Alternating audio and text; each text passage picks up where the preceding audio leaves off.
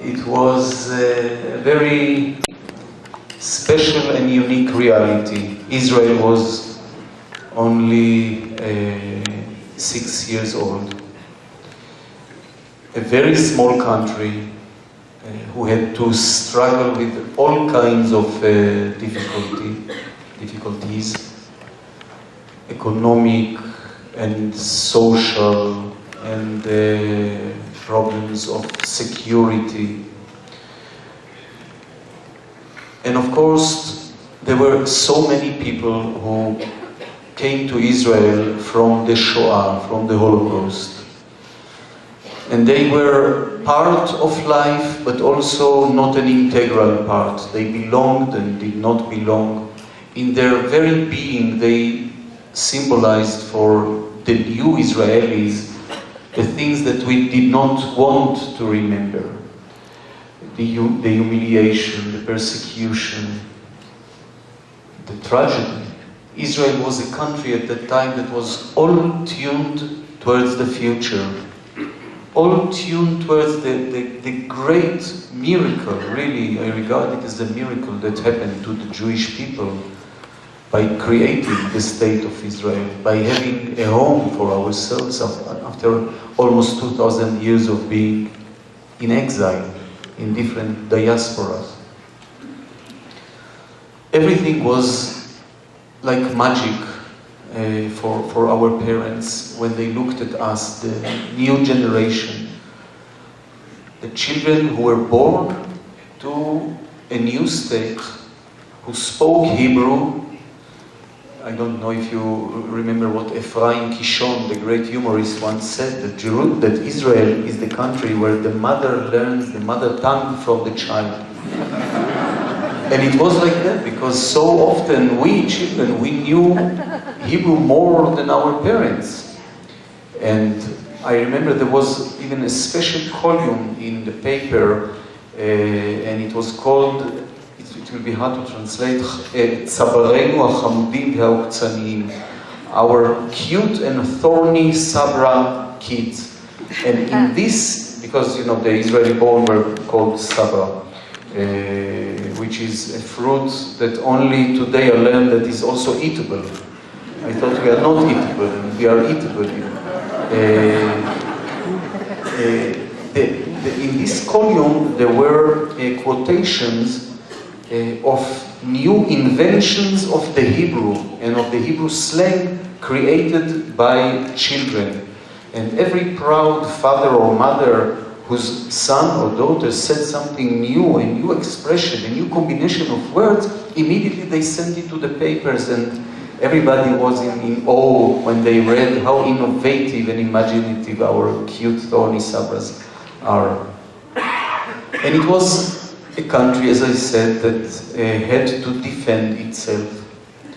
And there were threats all the time, really all the time. Israel was not accepted into the Middle East by Arab countries. And there was a constant feeling of fear, of anxiety. Everything was new. And at the same time, everything had this echo box, this voice box of a very long and tragic past. For me to be a child at this age, it was one of the most enthusiastic options of being a child, because reality was so extreme all the time. Everything was new and extreme. Everything hinted at the direction that this country will take.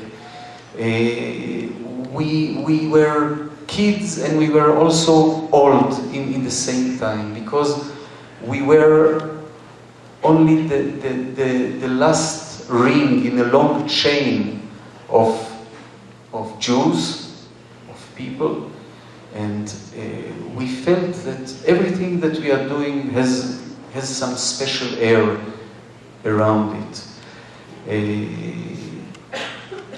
I remember awakening at nights to the cries and shouts of survivors from the Shoah who lived in our building.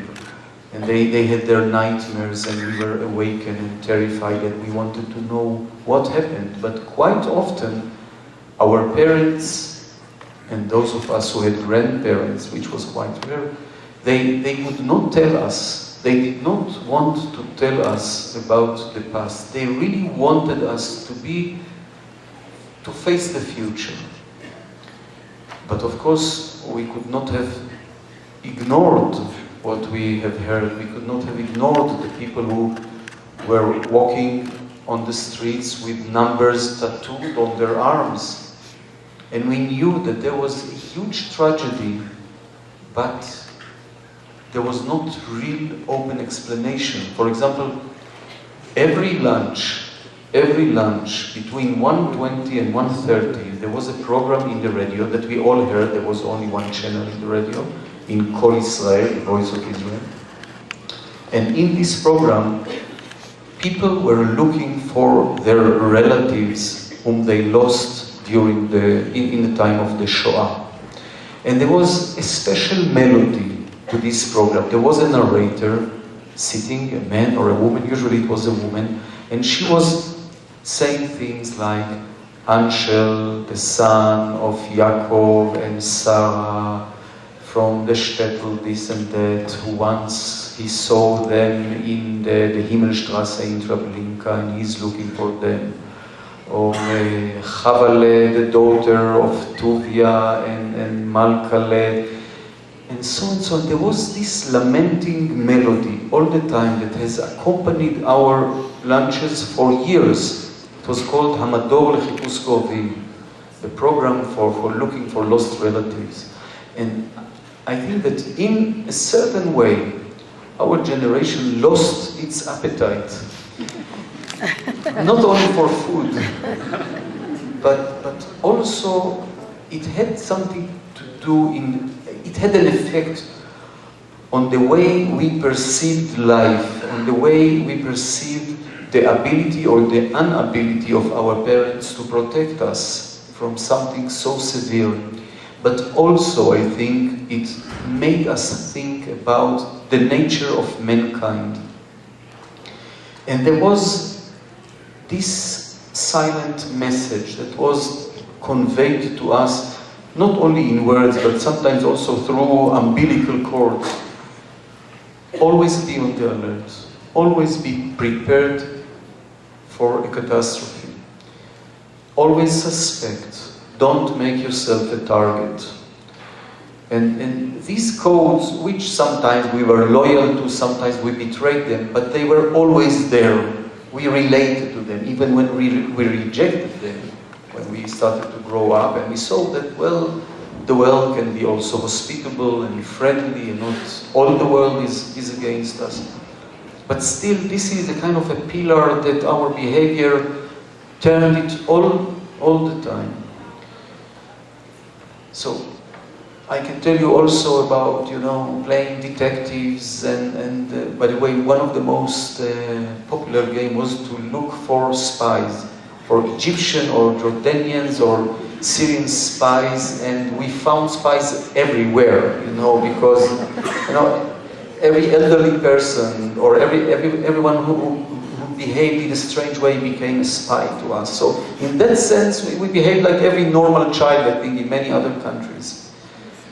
But, as I said, there was the big echo box or voice box of history that was quite present there, and sometimes quite a burden.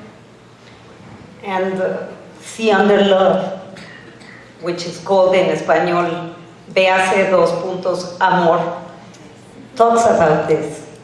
And it talks about the little boy called Mamik, who I think is David in the way he's telling us that